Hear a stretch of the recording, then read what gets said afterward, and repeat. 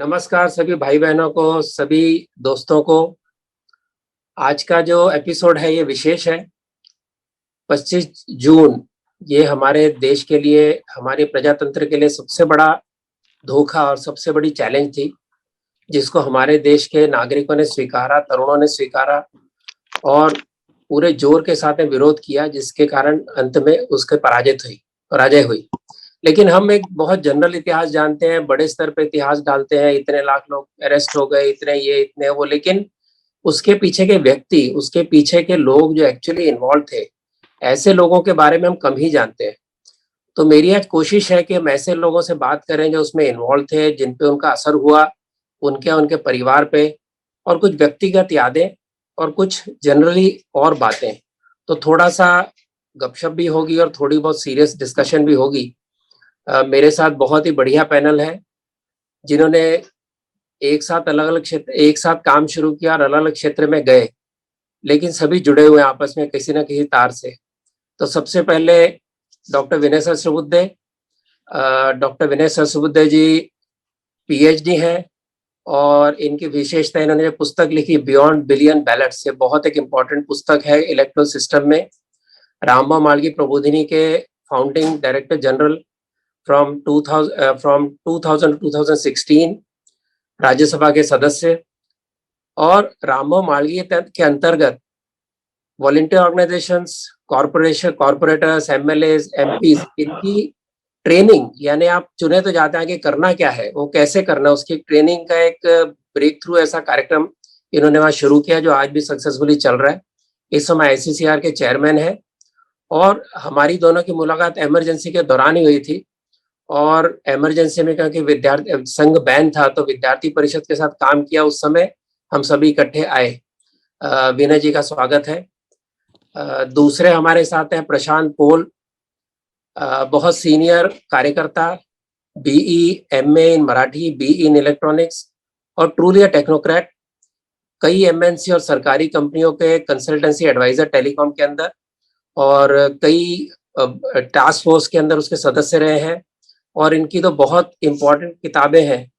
एक है वह 15 दिन, यानी 15 अगस्त की 1947 के पहले 15 दिन में क्या क्या हुआ, इसकी मराठी हिंदी में ये पुस्तक है। ओरिजिनल हिंदी है मेरा ख्याल है, मराठी बाद में बनी, और ऐतिहासिक दस्तावेज है।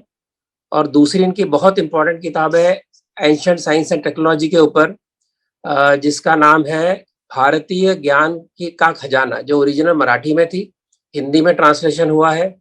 और इनका पैशन है भारतीय नॉलेज सिस्टम, और बहुत गहन अध्ययन है, बड़े सुंदर इनके यूट्यूब पे विषय आते हैं।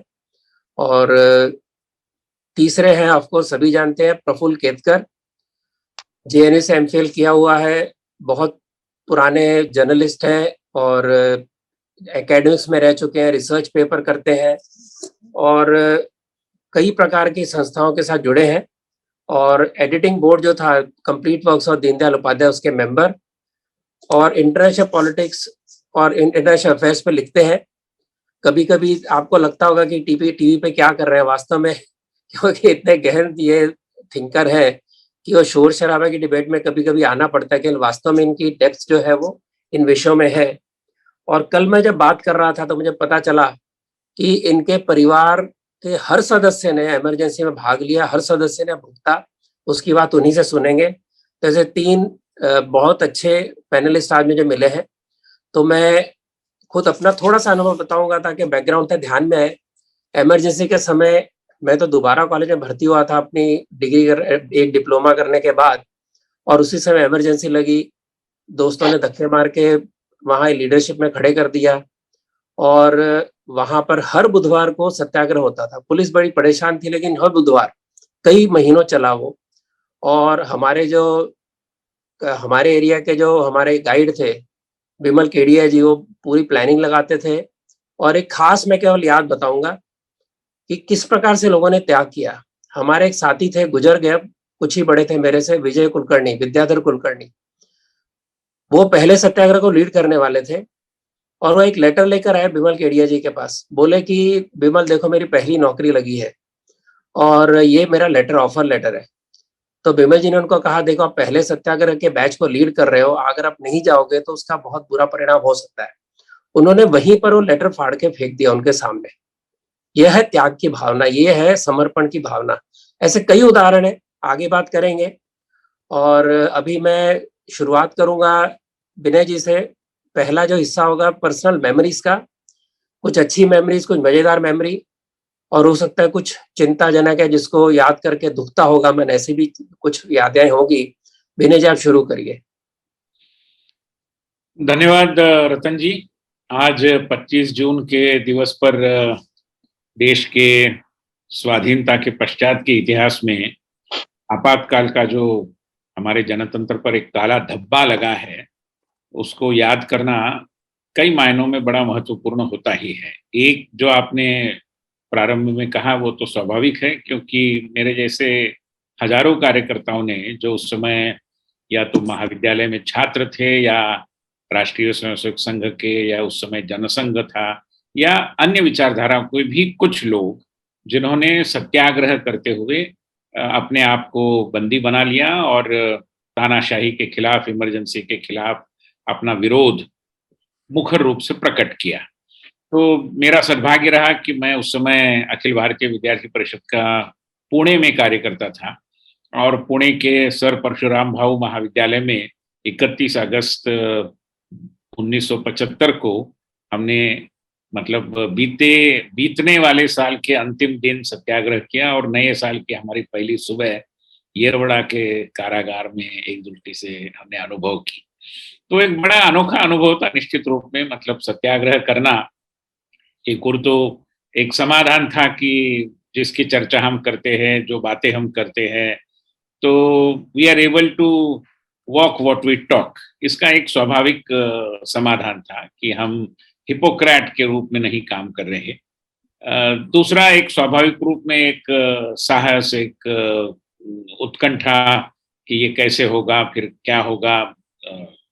हो सकता है कुछ प्रतिशत भय भी मन में होगा, मगर हमारी स्थिति ऐसी थी कि हमें पता था कि जेल में कितने सारे लोग हमारी राह देख रहे हैं, तो हमारे मन में भय और डर उस रूप में नहीं था। और जिस बैरक में हम रहे, लगभग 1.5 महीने का काल हमने वहां गुजारा, वो तो पूरा हमारा संघ और विद्यार्थी परिषद का शिविर जैसा ही था। 100 के करीब लोग एक बड़ी बैरक में हम रहते थे और बहुत शिविर नुमा हमारा कार्यक्रम भी चलता था सुबह से। लेकिन सभी का ये अनुभव है, कोई केवल मेरा नहीं है। और जो खाने को मिलता था वो बहुत निकृष्ट दर्जे का होने के बावजूद भूख उस समय इतनी थी और सब मिलकर खा रहे थे। तो वो जो नाश्ते में कांजी मिलती थी या हर समय भोजन में एक ही सब्जी हुआ करती थी, उसका नाम था 52 पत्ती। कमाल है, मुंबई में भी यही सब्जी थी। हाँ, सब जगह that way jails are great levellers if I may say so. तो सभी को वो 52 पत्ती की सब्जी खानी पड़ती थी और तरह के अनुभव भी रहे। कई बार हमारे जो वामपंथी मित्र हैं उनके साथ नोकझोंक भी हुई। हमारे संपूर्ण वंदे मातरम का वो अपनी आदत के अनुसार विरोध करते रहे, मगर बावजूद इसके हमने कई लोगों से, जैसे कि हमारी संघ की विचारधारा हमें बताती है, हमने संपर्क के सेतु भी बनाए और बहुत अच्छे तरीके से हमने वहां पर काम किया भी और एक बहुत अच्छी यादें है। और मैं दूसरा एक पहलू कहूंगा कि it's a great learning. Jail की अवस्था में रहना, हाँ ये बात सही है कि हमने एक दृष्टि से एंजॉय किया, कार्यक्रम किए, बहुत सारे वार्तालाप हुए, भाषण हुए, बौद्धिक हुए, सब कुछ हुआ, मगर फिर भी जेल में रहना एक विषम स्थिति में एक दृष्टि से। हमारे एक बड़े अच्छे कार्यकर्ता कहते थे कि जेल में आदमी को आप परिपूर्ण देख सकते हैं, मतलब without any scope to be hypocrite हम व्यक्ति को देख सकते हैं। तो कई बार हम बहुत छोटे कार्यकर्ताओं की महानता को भी देखे और जो दुनिया की दृष्टि से बहुत बड़े बड़े कार्यकर्ता थे, ऊंचे पद पर थे, उनकी संकीर्णता का भी हमने अनुभव किया। क्योंकि एक विषम स्थिति में 24 घंटे आप जब एक दूसरे के साथ रहते हैं और इतने बड़े समूह में रहते हैं और घर परिवार से अलग रहते हैं, तो हमने देखा कि सारी बातें सामने आती है खुलकर और व्यक्ति को जांचना परखना शायद ज्यादा आसान भी हो जाता है। हम भी जांचे गए, परखे गए स्वाभाविक रूप में ऐसे वायुमंडल में। जो राजनीतिक या कुल मिलाकर थोड़ा गंभीरता पूर्वक जो पहलू निश्चित रूप में कहना चाहिए वो ये है कि इतना बड़ा संघर्ष होने के बावजूद भी और लगभग जून महीने में आपातकाल लागू हुआ तो अक्टूबर नवंबर से तो सत्याग्रह शुरू हुए और देश में वातावरण बना था, समाचार पत्र में कुछ आए न आए लोगों को पता था। मगर दुर्भाग्यवश आज जो लिबरल थॉट की दुहाई दे रहे हैं, जो खुद को विचारों की स्वतंत्रता के बड़े मुखर पक्षधर मान रहे हैं, उनमें से बहुत सारे लोग उस दिन उस समय में दुर्भाग्यवश या तो वो चुप थे या अंतर्धान थे, कहीं कहाँ है, खोए हुए थे, पता नहीं। तो एक दोहरापन समाज के ऐसे कई बुद्धिजीवियों का वो भी सामने आया जो समाज के संदर्भ में निश्चित रूप में हम सबके लिए एक चिंता का विषय उस समय भी था, आज भी। धन्यवाद विनय जी। मुझे याद आता है कि एक जब मधुर यादों में ऐसा है कि जब हम कोर्ट में जाते थे, तारीख लगती थी हमारी, उस समय परिवार की महिलाएं, माताएं सबके लिए खाने लेकर आती थी। एक दावत जैसा वातावरण होता था। वो जो निडर वातावरण था, वो भी एक बड़ा आनंद का विषय था और एक तरफ डर भी था, कब सुनाई होगी, क्या होगा। और एक और याद करूं कि हम तो छूट गए थे जस्टिस ललित की जजमेंट के कारण जल्दी, लेकिन जस्टिस ललित का भविष्य उसका अंधकारमय हो गया और ये भी एक इमरजेंसी के कमिटेड जुडिशरी का बड़ा एक ड्रामा था। एक मजेदार किस्सा थोड़ा आपको रोक कर मैं हाँ 1 जी। मिनट में बताता हूँ, बाकी लोगों के अनुभव भी सुनने हैं। मगर लोगों ने इतनी अच्छी-अच्छी और क्रिएटिव तरकीबें ढूँढी, निकाली कि जिसके कारण वो सत्याग्रह का वायुमंडल बने। पुणे के एक महाविद्यालय में 1-2 छात्रों ने पत्रक बाँटे कि कल मैं और मेरी फियांसी का हम शुभ मंगल यहाँ पर कॉलेज के आवार में परिसर में करने वाले हैं और कृपया ज़रूर सामने आइए। हम एक दूसरे को बहुत समय से मिलते रहे थे, तो आप सबके सामने हम विवाहबद्ध हो रहे हैं। तो लोगों को बड़ी उत्कंठा लगी कि ये कौन लोग हैं और कैसे विवाह में। उस पत्रक को बांटने में तो कोई आपत्ति भी नहीं थी क्योंकि कोई उसको आक्षेप भी नहीं ले सकता था। और जब लोग इकट्ठा हुए, छात्र इकट्ठा हुए, तब उन्होंने भारत माता की जय के नारे देकर और वहां पर सत्याग्रह किया। कोई विवाह वगैरह तो था ही नहीं। तो ऐसी बहुत सारी तरकीबें लोगों ने लड़ाई। जो हमारी बैच थी उसमें सारे पुरुष थे और इसके पहले वाली हमारी सत्याग्रह की बैच में काफी सारी महिलाएं रहती थी और महिला पुलिस मौजूद नहीं रहती थी, तो उनको बहुत समय मिलता था कि वो आते आते बहुत उनको मतलब हिरासत में लेने में समय जाता था। तो महाविद्यालय में उस समय बहुत सारी महिलाएं थी और हमारे बैच में एक भी महिला नहीं थी, तो हमें उसका भी लाभ मिला क्योंकि वो कोई हमें हिरासत में लेने के लिए सामने कम से कम उस समय तो नहीं आई। बाद में तो मतलब पुरुष आए तो हम हिरासत में लिए। तो तरह तरह की कहानियां हैं, तरह तरह की तरकीब। मुझे उस समय याद आता है किरीट सोमैया की पत्नी मेधा सोमैया, ये उस समय हमारे कॉलेज में नई नई आई थी और रेवदंडा के संघ चालक की बेटी बहुत फायरी, हमें अंदाजा भी नहीं था। वो भिड़ गई प्रोफेसर से और उसका शर्ट फट गया प्रोफेसर का, बड़ा न्यूज बना था वो। और आज भी बहुत काम कर रही है भाजपा में, आप जानते हैं, आपके साथ ही है। तो मैं आऊंगा प्रशांत पोल जी के पास, जबलपुर के हैं। मध्य प्रदेश में बहुत जबरदस्त संघर्ष हुआ। साथ ही मध्य प्रदेश में फेमस वीसी शुक्ला का शासन था जिसके अंदर बहुत अत्याचारों में से मध्य प्रदेश बड़ा केंद्र था। तो वो अपने अनुभव बताएंगे, प्रशांत जी। जी, आपातकाल जब लगा उस समय मैं तो माध्यमिक शिक्षा ले रहा था, संघ का स्वयंसेवक था। हमारे लिए जो बदलाव हुआ वो बदलाव ये कि जो संघ की शाखाएं वो बंद हो गई, लेकिन आसपास जो एक भय का वातावरण था उसकी अनुभूति तो हर किसी को होती थी। आसपास के या मित्र परिवार के अनेक लोग पकड़े गए थे, अरेस्ट हुए थे। उस समय प्रारंभ में पीसी सेठी, प्रकाश चंद्र सेठी जी का शासन था। प्रकाश चंद्र सेठी जी अपनी निष्ठा इंदिरा जी के प्रति दिखाने के प्रति इतने ज्यादा सजग थे कि उन्होंने बहुत ज्यादा अत्याचार लोगों पर किए, कार्यकर्ताओं पर किए। उसके बाद श्यामाचरण जी आए, उन्होंने भी कसर नहीं छोड़ी। उन्होंने भी कार्यकर्ता जहां जहां मिले या भूमिगत कार्यकर्ता जैसे सूर्यकांत जी केलकर जैसे लोग जब पकड़े गए, अरेस्ट हुए, तो उनको बहुत ज्यादा टॉर्चर किया गया, बहुत ज्यादा तकलीफ दी गई। हम लोग के यहाँ बुलेटिन्स निकालते थे, साइक्लोस्टाइल मशीन थी। अब साइक्लोस्टाइल मशीन जब चलती थी तो उसका आवाज आता था, तो उसको आवाज को दबाने के लिए उसी समय हम सामने के कमरे में भजन होता था, तो तबले और उसके हारमोनियम के इसमें जो मशीन का आवाज थोड़ा दब सा जाता था तो आजू बाजू के लोग समझ में नहीं आता था उनको कि ये मशीन चल रही है। मेरे अक्षर थोड़े बहुत ठीक थे और मेरे दीदी के भी अच्छे थे, तो हम दोनों को बुलेटिन लिखने के लिए साइक्लोस्टाइल से हाथ से लिखे हुए बुलेटिन चलते थे, तो हमें बुलाया जाता था। उसका एक बहुत बड़ा एक बड़ा आनंद भी होता था, बड़ी क्रेज भी रहती थी कि अरे हमारे हाथ से लिखे हुए बुलेटिन और लोगों में वितरित हो रहे, लोग पढ़ रहे हैं। ये सारे बुलेटिन बांटने का भी एक अपना एक तरीका था। भोर में जब समाचार पत्र बंटते हैं उसके पहले ही लोगों के घरों में बुलेटिन बांटने की एक अलग से व्यवस्था बनी थी। उस समय जो बैठकें होती थी, मुझे याद है, बैठकों में हमें कहा जाता था कि अपनी चप्पलें कतार से ना रखें, क्योंकि कतार से रखना ये संघ बिल्कुल बिल्कुल। स्वयंसेवकों की परंपरा है। आप कतार से रखेंगे तो कोई समझ जाएगा कि यहाँ लोग हैं और वो संघ की बैठक चल रही है। तो बिल्कुल ऐसा बिखरा-बिखरा के रखना, इस प्रकार से चलता था। रामभाऊ जी साठे हमारे यहाँ विभाग प्रचारक थे, उस समय वो सारा ये सूत्र संचालन कर रहे थे, अंत तक वो पकड़े नहीं गए।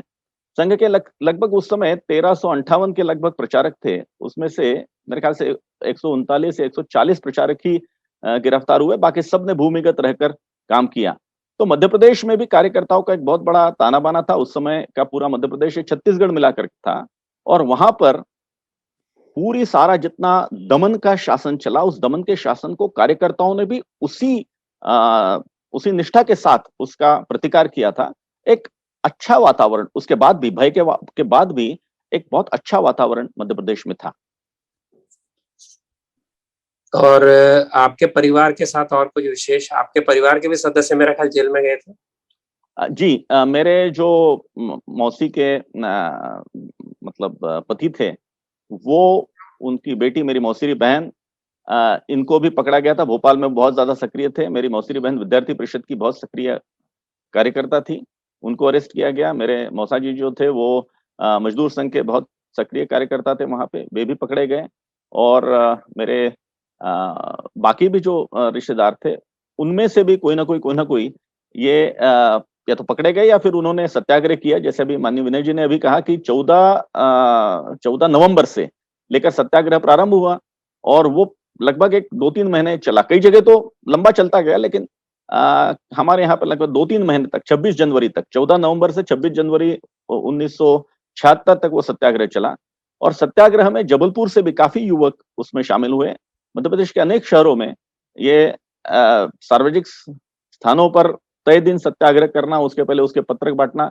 भेड़ाघाट का मेला हमारे यहाँ बहुत बड़ा कहलाता है। नर्मदा के तट पर भेड़ाघाट है, विश्व प्रसिद्ध।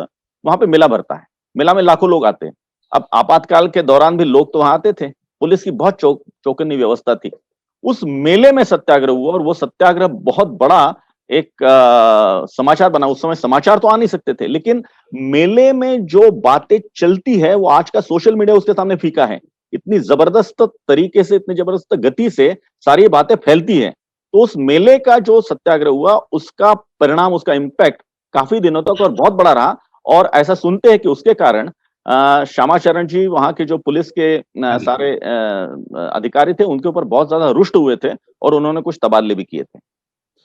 मुझे याद आ रहा है, आपने निर्भयता की बात की तो 2 अक्टूबर 1975 को निर्भय बनो ऐसे बैजेस बांटे गए सारे भारत में।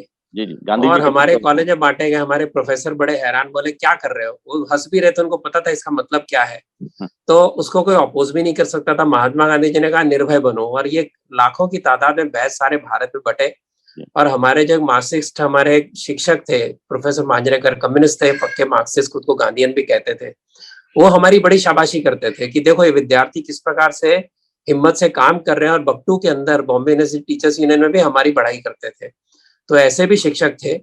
और दूसरा ये कि उस समय का मेरा अनुभव था, पहला जो अंडरग्राउंड मीटिंग हुई संघ के अखिल भारतीय कार्यकारिणी की, जिसके अंदर ये मूवमेंट में खड़े होना है ये था, उसके अंदर मैं उनका ड्राइवर था।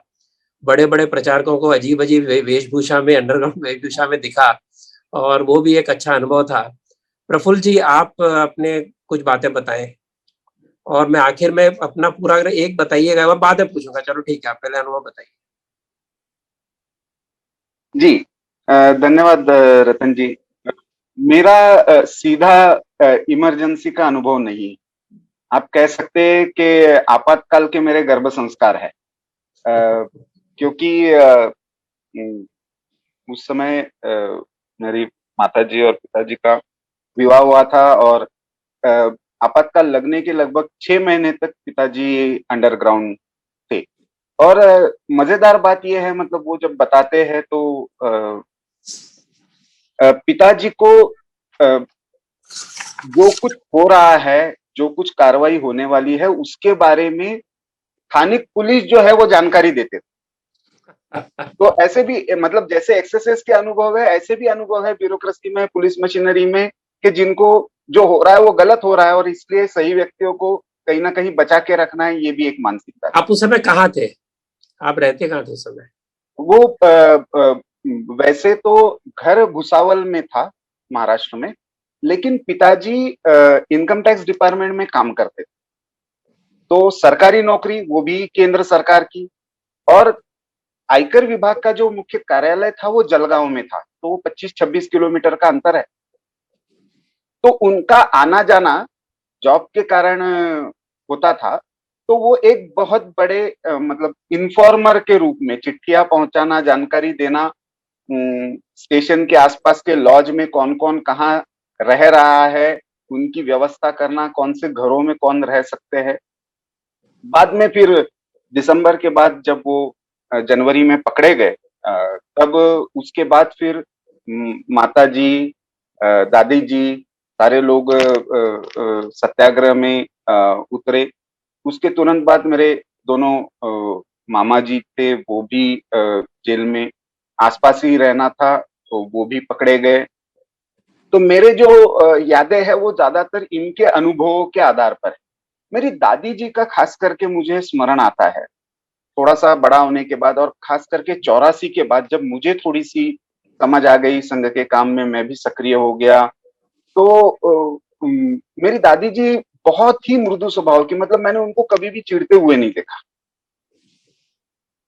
लेकिन जैसे ही मिसेस गांधी का नाम आता था तो वो आग बबूला हो जाती। वो इंदिराबाई बोलती थी, और इंदिराबाई के एक्सेसेस, ये उनसे एक सुनने का विषय रहता था। तो ऐसे बहुत सारे, फिर आसपास के परिवारों में जहाँ पे, जैसे मेरे पिताजी के एक दोस्त थे, सिंधी समाज से थे, अपना व्यवसाय था, उन पर जेल के अंदर इतने अत्याचार हुए, और वो मानसिक रूप से उसका बहुत बड़ा आघात हुआ। उनका व्यवसाय भी पूरी तरह से उसके बाद खत्म हुआ, कभी उस पर खड़े नहीं हो पाए। समाज के समर्थन के कारण उनका परिवार चलता रहा, बाद में बेटे ने वगैरह व्यवसाय संभाला। लेकिन वो बार बार सप्ताह में 1-2 बार पिताजी के पास आकर बैठते थे और वही वही बातें सुनाते थे।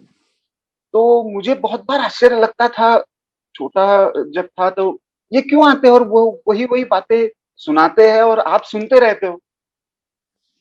तो फिर तब पिताजी ने मुझे बताया कि ऐसे ऐसे उनके साथ हुआ। तो अ, एक बड़ा काम जो था, और इसमें संघ के बहुत सारे प्रचारकों की पिताजी नासिक जेल में थे। तो जैसे अभी विनय जी ने बताया, तो इन सबके लिए किसी त्योहार पर या किसी सुनवाई के समय टिफिन लेकर जाना, ये एक बहुत बड़ा उत्सव हुआ करता था। सही। तो सारी महिलाएं, अ, भुसावल, जलगांव, ये पूरी रेल की एक तरह से रूट था, और ये सारे नासिक जेल में थे। तो मुंबई की तरफ जाने वाली जो ट्रेन है, उसमें टिफिन लेकर सब लोग जाना। तो उन टिफिन में मैसेजेस पहुंचाना, चिट्ठियां पहुंचाना, इसके लिए एक ग्रुप बना हुआ था, जिसमें मेरी माताजी भी काम करती थी। तो ये सारे अनुभव देखकर लगता है कि सामान्य लोगों का जो ये संघर्ष था, ये अपने आप में, बाद में मैं जब ऑर्गेनाइजर का संपादक बना, या उससे पहले भी राजनीति विज्ञान के विद्यार्थी के नाते जो इमरजेंसी पढ़ी, या मलकानी जी के साथ कभी बात करने का एक आध बार मौका मिला, तो उनसे जो प्रत्यक्ष अनुभव ऑर्गेनाइजर या मदरलैंड के बारे में सुनने को मिले, तो वो एक अलग संघर्ष का आयाम था। लेकिन ये जो थे, जैसे एक अनुभव ये है कि एक माताजी कोई संघ से, मतलब ऐसे मानकर चलिए जो बहुत सारे घरों में होता है, कि संघ काम से चिढ़ थी कि पति भी इसमें लगा हुआ है, बच्चे भी इसमें लगे हुए हैं। लेकिन जब इमरजेंसी का समय आया और कुछ प्रचारक, कुछ कार्यकर्ता घर में भूमिगत है, दोनों बेटे जेल में हैं, लेकिन इनको कहाँ छुपाना है, किस कौन जेल में गया है, उनकी क्या व्यवस्था करनी है, उनके घर में खाने पीने की व्यवस्था है या नहीं है, कहां से किसको भगाना है, पुलिस अचानक आ गई तो इसमें वो सबसे आगे थी। तो ये भी एक अलग रूप मुझे लगता है मातृशक्ति का उस समय देखने को मिला। इसका एक छोटी सी याद है मुझे, मैं रज्जू भैया जी की आत्मकथा मैंने लिखी, यानी चरित्र लिखा, आत्मकथा नहीं चरित्र लिखा, उसके उन ऑडियो कैसेट्स मुझे मिले थे, ऑडियो सीडी, तो उसमें कई अनुभव है उसमें से। तो एक अनुभव बताते हैं कि किस प्रकार से परिवारों, जब इंदिरा गांधी बड़ी नाराज हुई, उनको एक आईपीएस ऑफिसर ने बताया कि मैंने तुमको इतनी लंबी सूची दी, किसी को पकड़ नहीं पाए, तुम और ही लोगों को पकड़ पकड़ के दुश्मनी निकाल रहे हो, क्या कर रहे हो। तो एक ऑफिसर ने कहा, मैडम हम क्या करें, ये संघ वाले लोग तो परिवारों में रहते हैं, किसी के यहाँ चाचा बन के, मामा बन के, जब तक वो पता चलता निकल जाते हैं। तो ये जो परिवार की शक्ति है, उसकी शक्ति का अनुभव रज्जू भैया कहते हैं मैंने उस समय देखा।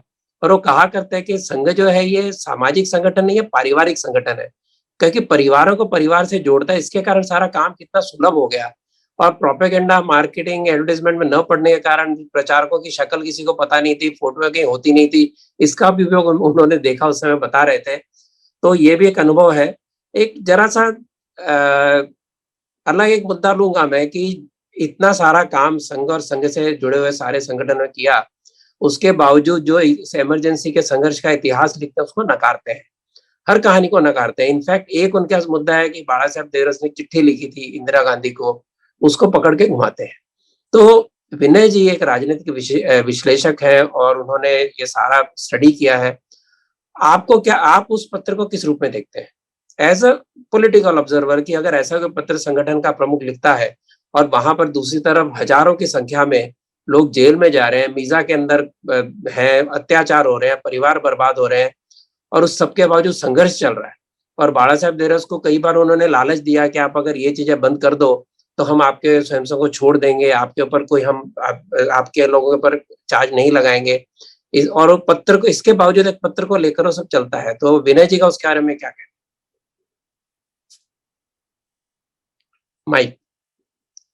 केवल मात्र एक चिट्ठी लिखने की घटना से राष्ट्रीय स्वयंसेवक संघ, संघ से जुड़ी सैकड़ों संस्थाएं, भारतीय जनसंघ भी उस समय था, अखिल भारतीय विद्यार्थी परिषद तो थी ही, और देश में जनतंत्र के लिए प्रतिबद्ध और उसके लिए कुछ न कुछ कृति, एक्शन करने के लिए उत्सुक ऐसा जो करोड़ों का भारतीय समाज है, उसके इरादों के प्रति संदेह नहीं किया जा सकता। किसी संगठन के एक प्रमुख के द्वारा, इस संदर्भ में माननीय बाला साहब देवरस जी के द्वारा एक चिट्ठी लिखी जाना, ये एक संवाद की प्रक्रिया है।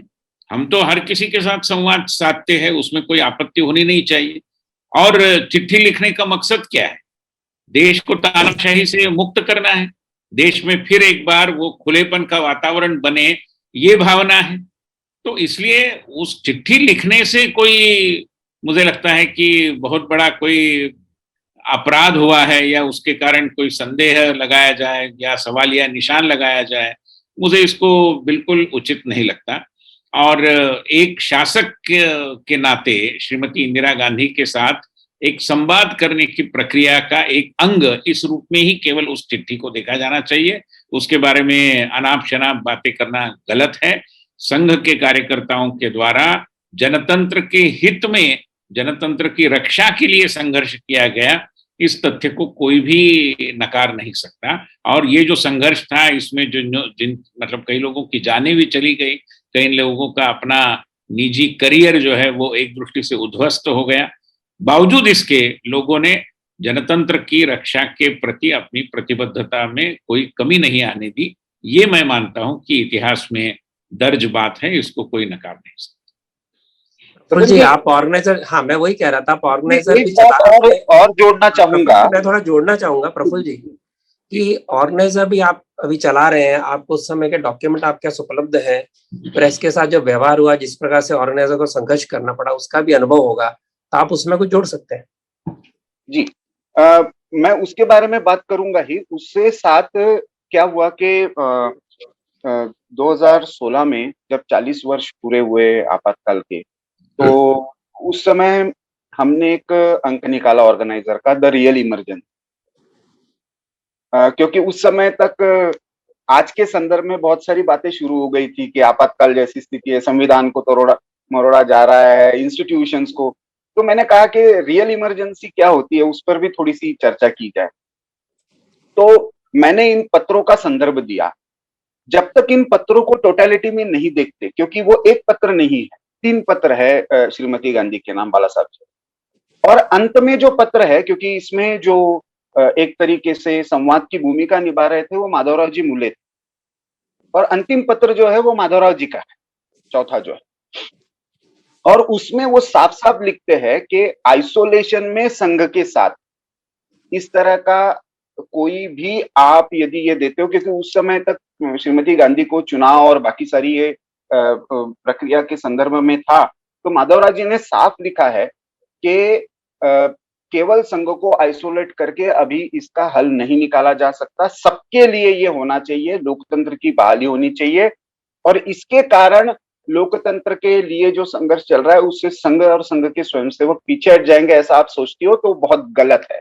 मुझे लगता है इससे बहुत स्पष्ट होता है कि एक स्ट्रेटेजिक मूव के तहत 20 जो 20 पॉइंट प्रोग्राम को समर्थन देने की बात एक ऑफर के रूप में जो श्रीमती गांधी ने दी थी, उसके उत्तर में वो पत्र था कि हम तो ये बातें मानते ही है, हम कम्युनल नहीं है, हम सर्वधर्म समभाव को मानते हैं, हम किसी भी वायलेंट एक्टिविटी को समर्थन नहीं करते। तो मुझे लगता है उसमें कोई गलत नहीं है, एक एक संवाद की प्रक्रिया, जैसे विनय जी ने कहा। दूसरी तरफ जब मैं देखता हूं तो ऑर्गेनाइजर की तो अपने आप में कहानी है, क्योंकि 2 साल तक ऑर्गेनाइजर का ये बंद रहा। मीडिया एट्रोसिटीज की उस समय की बहुत सारी घटनाएं हैं, बहुत कम लोग उस समय खड़े रहे। आश्चर्य की बात, जब मैं डॉक्यूमेंट्स देखने लगा तो पीटीआई हो, हिंदुस्तान समाचार हो, सारी न्यूज एजेंसीज को बंद किया गया। समाचार नाम से अलग से न्यूज एजेंसी गवर्नमेंट कंट्रोल में बनाई गई, और द हिंदू के उस समय के जो ओनर जी कस्तूरी, उनको उसका चेयरमैन बनाया गया। तो आज जो फ्री स्पीच की बात करते हैं, उन्होंने तो सीधा सीधा श्रीमती गांधी और आपातकाल के आगे एक तरीके से झुक गए थे। लेकिन यहाँ पे एक उदाहरण था, संघ विचारों से प्रेरित एक साप्ताहिक है, एक जनसंघ के विचारों का प्रतिनिधित्व करने वाला द मदरलैंड, वो तो पूरी तरह से बंद हो गया, बाद में रिवाइव भी नहीं हो पाया। लेकिन मदरलैंड पर सबसे ज्यादा गुस्सा था, क्योंकि 25 को रात को इमरजेंसी लागू होने के 1 घंटे के अंदर सबसे पहले अरेस्ट होने वाले के आर मलकानी जी थे। और उसका कारण था कि वो उसके 4 महीने पहले से इमरजेंसी के बारे में और इमरजेंसी जैसी स्थिति आएगी इसके बारे में लिख रहे थे। उनके लिए ये हुआ कि उन्होंने 2 चीजें, एडिटर अरेस्ट हुआ है, ऑफिस सील हुआ है, प्रेस की पावर कट हुई है, और फिर भी उस व्यक्ति ने 12 बजे से 1 बजे के बीच में ये इंश्योर किया कि अगले दिन मदरलैंड का एडिशन निकले। वाह, क्या कमिटमेंट उस समय के लोगों की थी। देर से निकला, लेकिन मदरलैंड का एडिशन निकला। मदरलैंड की हेडलाइन थी the emergency declared, Vajpayee and Morarji arrested. तो ये कमिटमेंट कार्यकर्ताओं में लाने का एज अ टीम लीडर। और दूसरी तरफ हम देखते हैं कि उस बीच में उन्होंने ये भी इंश्योर किया कि बाकी लोगों तक इसके बारे में संदेश पहुंचे, और मीडिया कर्मी जो बाकी के हैं उनको इस संबंध में एक तरीके से सचेत करने का काम मलकानी जी ने किया, क्योंकि उनके घर को, राजेंद्र नगर में उनका जो घर है, उसको पूरी तरह से घेरा गया था, और वो सारी व्यवस्था होने तक उनको अंदेशा आ गया कि कुछ ना कुछ कार्रवाई होने वाली है। तो ऐसे में उस समय का भी उन्होंने लाभ उठाया, और जितने ज्यादा लोगों तक इसकी सूचना पहुंचा सके उन्होंने किया। तो मीडिया का संघर्ष एक मजेदार कहानी है। तब वो समय के अभाव में बहुत डिटेल में नहीं जाऊंगा, लेकिन प्रेमजी गोयल उस समय प्रचारक थे और हरियाणा में दर्पण नाम से एक पत्रक निकलता था, पत्रक ही था वो साप्ताहिक, लेकिन उस समय उसने एक महत्वपूर्ण भूमिका निभाई जो ऑर्गेनाइजर पांचजन्य निभाते थे क्योंकि दोनों बंद हो गए थे। लेकिन उसका छपना और उसका डिस्ट्रीब्यूशन ये अपने आप में एक एडवेंचरस था। और विनय जी ने जैसे कहा कि युवा कार्यकर्ताओं ने, इवन जो बाल या किशोर वयीन थे, उन्होंने इसमें बहुत बड़ी भूमिका निभाई कि ट्रक में बैठकर जा रहे पत्रक बांटते बांटते, हाईवे के लाइंस पर उसके बंडल पहुंचाते हुए जा रहे, मार्केट में किसी की दुकान के थ्रू इसको, या पान ठेले पर उसकी ये रखी जा रही है, कोई पान लेने के लिए आ रहा है, आते आते वो जब तक बात हो रही है उसके दौरान उसको पत्रक दिया जा रहा है। तो इसकी कैसी व्यवस्था, ये दर्पण की कहानी, क्योंकि अंत तक इसको कभी भी हरियाणा की पुलिस, क्योंकि हरियाणा उसमें से एक राज्य ऐसा था तमिलनाडु के साथ, और मतलब बहुत बहुत क्रूर शासन वहां पे श्रीमती गांधी के साथ एक तरीके से निष्ठा दिखाने के लिए, लेकिन अंत तक चलता रहा और कभी भी पुलिस को भनक नहीं लगी कि ये चलता कैसे है। तो मुझे लगता है दर्पण की कहानी भी अलग से आपातकाल के संदर्भ में लिखनी चाहिए। प्रशांत जी, आप तो हिस्ट्री के बारे में बहुत लिखने में उत्सुक रहते हैं, बड़ी अच्छी अच्छी किताबें आपने लिखी हैं, तो आपको लगता नहीं कि आपातकाल के ऊपर अच्छी एक पुस्तक होनी चाहिए? और ये अगर है तो संग्रह कैसे हो कि इतने सारे अच्छे अनुभव, क्योंकि बहुत सारे तो भगवान को प्यारे हो गए, हमारे कुछ जो बड़े लोग थे उस समय भी वरिष्ठ थे, तो इसको रिकॉर्ड करना आवश्यक है कि हमारी कहानी तो हमें लिखनी पड़ेगी, दूसरे तो नकारेंगे। इस बारे में आपका क्या मत है कि ऐसे अंक अपने पास उपलब्ध है जिसकी जानकारी लोगों को नहीं है? मैं सहमत हूं आपसे रतन जी। आपातकाल के तुरंत पश्चात बहुत सारी पुस्तकें इस पर लिखी गई। 2-3 महीने के बाद ही कुलदीप नैयर जी का द जजमेंट आया, two faces of Indira Gandhi, Uma Vasudev ji का आया, ऐसे बहुत सारी पुस्तकें आई, शेषाद्री जी का पुस्तक है और कई ऐसी पुस्तकें इस पर आई हैं। लेकिन उसका नई पीढ़ी को, आज की पीढ़ी को अगर उस ढंग से डॉक्यूमेंटेशन करके अगर बताना है तो पुस्तक की महती आवश्यकता है। विशेषकर एक बात जो आपातकाल से निकल कर आई है, आपातकाल बहुत बड़ा, जैसा विनय जी ने कहा, काला धब्बा है, पूरे हमारे इतिहास का बहुत बड़ा काला धब्बा है। उसमें अटल जी ने जो आपातकाल की कविता प्रसिद्ध है, सब कोई जानते हैं, टूट सकते हैं मगर हम झुक नहीं सकते, उसमें जो 2-3 पंक्तियां वो बहुत महत्व की है। उनका उन्होंने जो कहा है कि न्याय लड़ता निरंकुशता से है, अंधेरे ने दी चुनौती है, सत्य का संघर्ष सत्ता से, न्याय लड़ता निरंकुशता से। ये जो निरंकुशता थी इतनी जबरदस्त थी कि आज के लोगों को उसकी कल्पना भी नहीं हो सकती। मतलब संजय गांधी इंडियन एयरफोर्स के हवाई जहाज लेकर कहीं भी जाता था, उसके लिए आवश्यक था मंत्री का उस जहाज में चलना, कि मंत्री के साथ संजय गांधी जा रहे हैं। मंत्री कौन? तो ओम मेहता। ओम मेहता उस समय गृह राज्य मंत्री थे। गृह राज्य मंत्री was not entitled for the Indian air force aircraft, लेकिन वो सारे नियम धता बता करके ओम मेहता जी को वो दिया जाता था। अब 3-4 बार तो ऐसा हुआ कि ओम मेहता भी नहीं थे, अकेले संजय गांधी गए, हर जगह जाते थे, सरकारी खर्चे पे सारे आयोजन होते थे। इतनी निरंकुशता थी कि जिसको जो लगा उसको गिरफ्तार किया। वो उस समय कहते हैं जैसा ना अपील, ना वकील, ना दलील, कुछ भी नहीं था।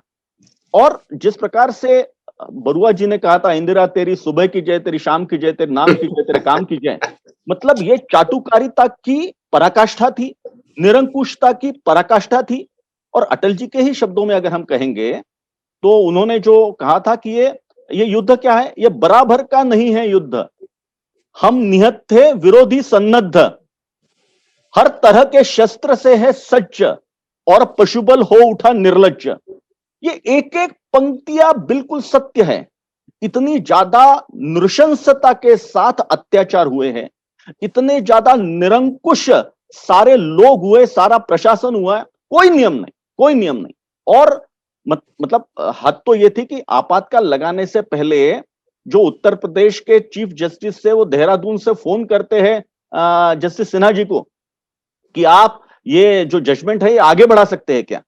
उसमें गुस्सा होकर उसी दिन जो जस्टिस सिन्हा है इलाहाबाद हाईकोर्ट के, वो तुरंत जिस दिन निर्णय देना है उस दिन का ऐलान करते हैं।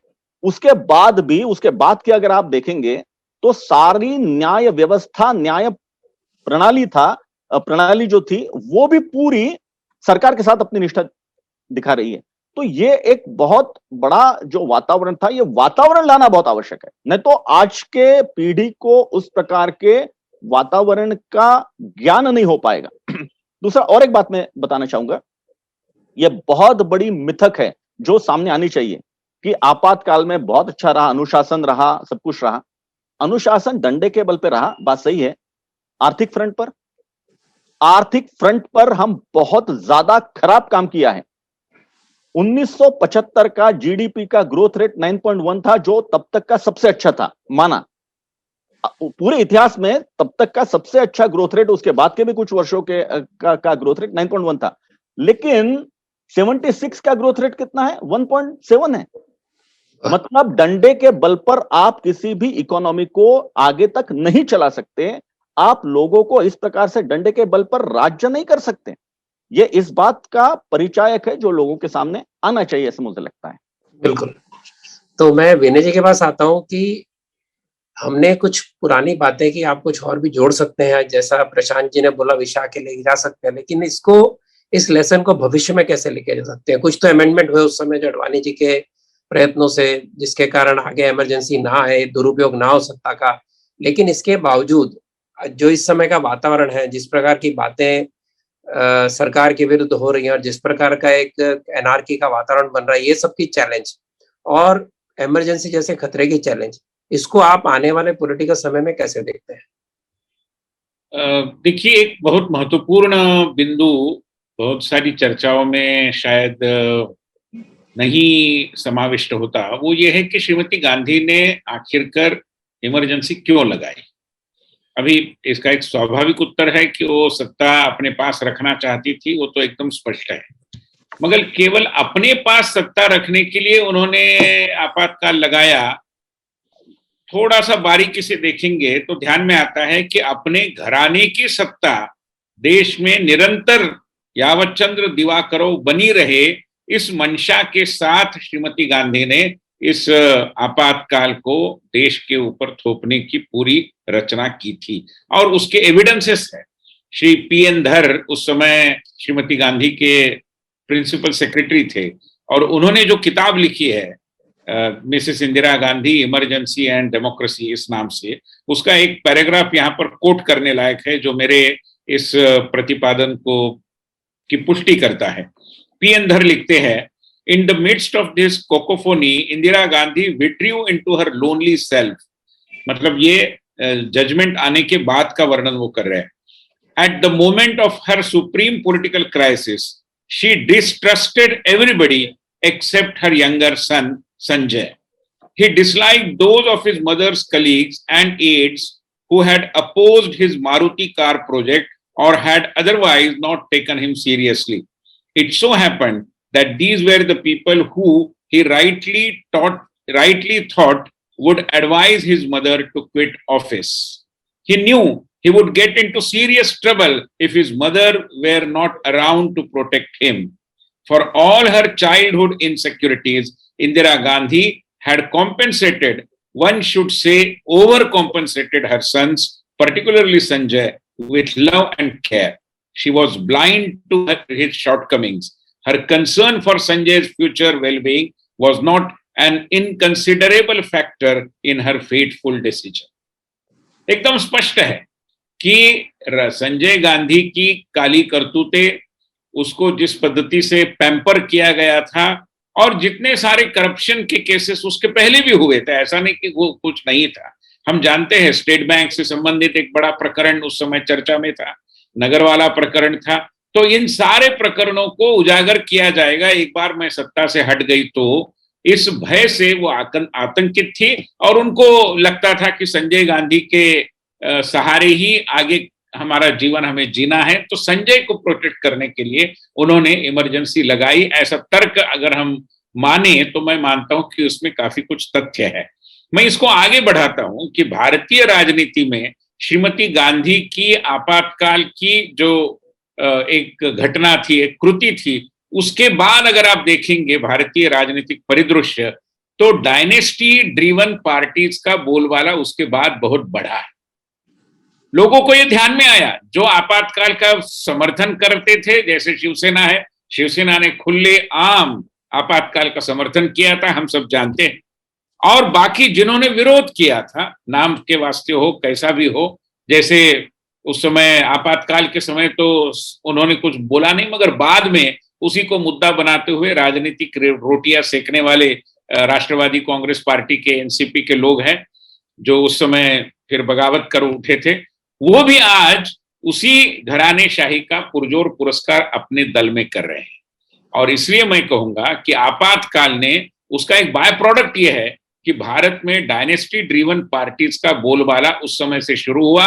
उनके ध्यान में आया कि इस पद्धति से अगर हम राज कर सकते हैं तो निश्चित रूप में अपने घराने की सत्ता उस प्रदेश पे या उस क्षेत्र पर हम यावत चंद्र दिवाकरों स्थापित करने की कोशिश कर सकते हैं। मैं मानता हूं कि भारतीय राजनीति का इसके कारण, भारतीय जनतंत्र का बहुत बड़ा नुकसान हुआ है, जिसकी भरपाई करना बहुत कठिन। आप जो डायनेस्टी पॉलिटिक्स को आप इमरजेंसी से जोड़ रही है, नई बात आपने कही बहुत। तो प्रफुल्ल जी, आपको जोड़ना चाहेंगे before we close? Last comments. देखिए, आपने जो मुद्दा कहा कि एक तो इसमें क्या और हो सकता है आज की जनरेशन के और आगे के लिए, मैं मानता हूं कि एक जो आपातकालीन संघर्ष गाथा जो सुरुचि प्रकाशन ने निकाली थी इमरजेंसी के बाद, फिर उसकी अंग्रेजी में आई सागा ऑफ स्ट्रगल, वो अपने आप में एक बहुत अच्छा दस्तावेज है।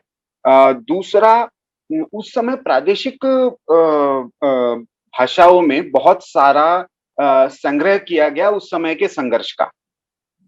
जैसे प्रधानमंत्री मोदी जी ने संघर्षमा गुजरात उस समय उन्होंने एडिट की।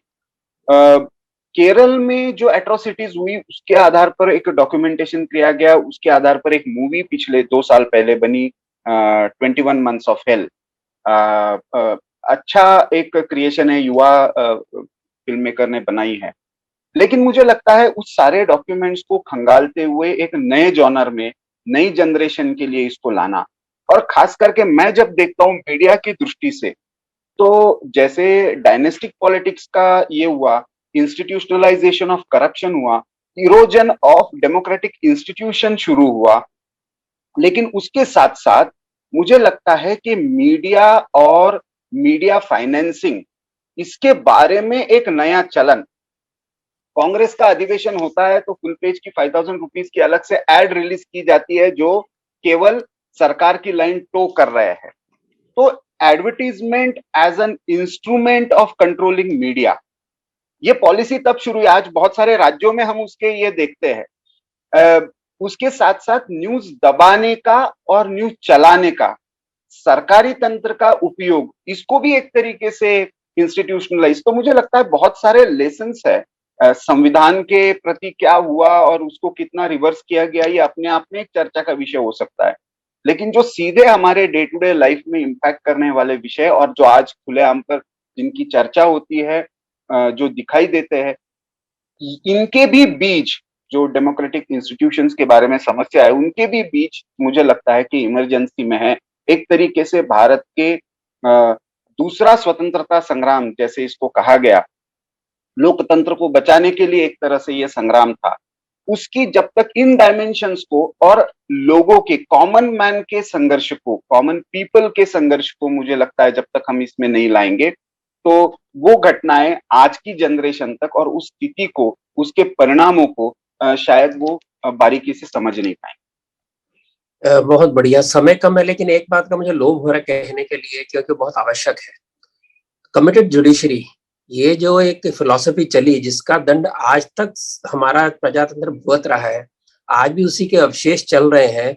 एक बहुत बड़ा नुकसान इमरजेंसी का हुआ, जिसके अंदर जजेस को सुपरसीड किया गया, जो सरकारी लाइन टो करते थे उनको सुप्रीम कोर्ट में चढ़ाया गया, और राइट टू लाइफ भी इमरजेंसी में नहीं है, ये स्पष्ट रूप से उन्होंने कहा। वही लोगों की तरक्की हुई। एक बहुत बड़ा एक नुकसान प्रजातंत्र का हुआ। इसमें प्रशांत जी कुछ कहना चाहेंगे, फिर मैं आखिरी कमेंट वीने जी को दूंगा।